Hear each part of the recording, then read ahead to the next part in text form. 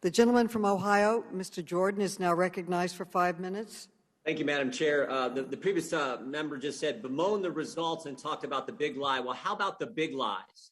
How about all the lies the Democrats have told us over the last couple of years? Democrats told us the protests in the summer of 2020 were peaceful. Democrats told us the dossier was real. Democrats told us Trump colluded with Russia. We had a $30 million investigation done by Bob Mueller that said that wasn't true. Democrats told us the Russian bounty story was true. Democrats told us COVID didn't start in a Chinese lab. Nope, didn't start there. It was a bat to a pangolin to a hippopotamus to Joe Rogan, and no. And then Democrats for 4 years told us the 2016 election was stolen.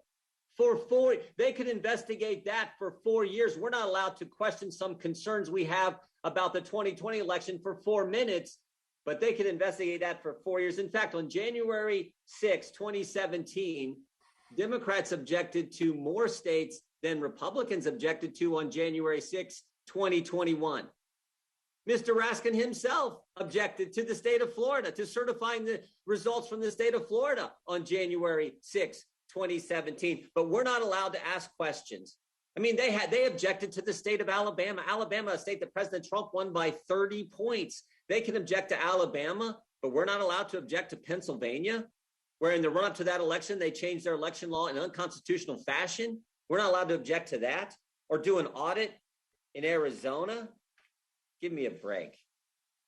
Mr. Becker, the chairwoman, in her opening statement, the chairwoman criticized the fact that private funds were used to finance the Arizona audit. Do you share her criticism of that? I do, in the sense that it was untransparent. They resisted any kind of transparency to that endeavor. My organization. The fact that Facebook and Mark Zuckerberg gave over $400 million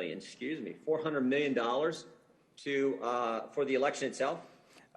Yes, I was just getting to that. Actually, my organization received over $60 million from Mr. Zuckerberg and Ms. Chan to grant to any state that wanted to apply for it for purposes of conducting voter education for how many million?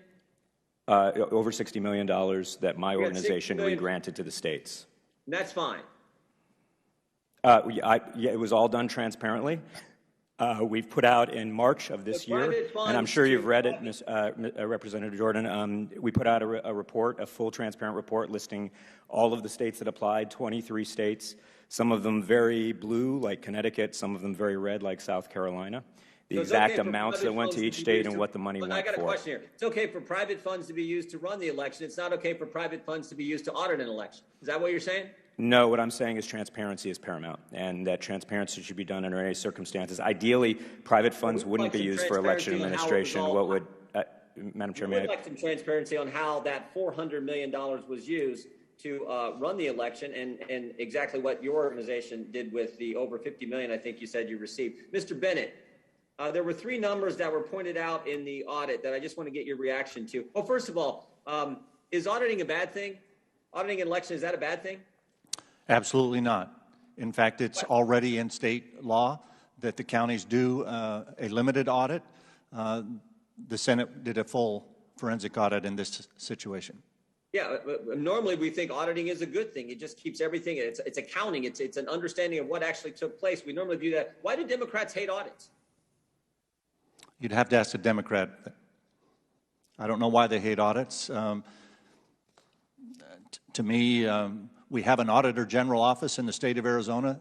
Every state agency is audited every 3 or 4 years, some annually. Everyone seems to support that. I think audits of elections are warranted as well. Yeah, no kidding. I mean, they tried to audit the 2016 election. They're still trying to do it. They still haven't accepted the results from the 2016, but we're not allowed to ask questions and do a few audits on the 2020 election. I got 3 numbers I want to run by you that were in the actual audit, Arizona. 23,344 mail-in ballots from a different address. 9,044 more ballots returned by a voter than were sent to that voter, and 5,295 ballots with the same name and birth date from a different county than were sent to the voter. Can you tell me about those three numbers and those findings, what they may, just tell me what your thoughts on those three numbers. Well, the first number was the 23,000. My recollection is that 15,000 of those 23,000 were voters who moved within Maricopa County just prior to the election. That does not make them ineligible to vote in the county, so there's probably nothing wrong with those 15,000. There was 6,000 of that 23 that was thought by the auditors to be folks that moved out of Arizona just prior to the election, and if so, probably shouldn't have been allowed to vote. But when they looked at the voter registration of those 6,000, it was divided equally, 2,000 Republicans, about 2,000 Democrats, and about 2,000 no party designation. So we don't know whether or not those, what the votes were on those ballots. 6,000, you said that was 6,000. That was about 6,000, yes. Okay. The other two numbers that you mentioned are numbers that the auditors determined to be questionable based on their comparison of the final vote data released by Maricopa County compared to commercial databases. That has given rise to questions that Maricopa County says that they can answer. And so, as I said in my testimony, we welcome answers and verification of that from the county. Okay. What about the gentleman's time has expired, and maybe we can get these answers in writing on that.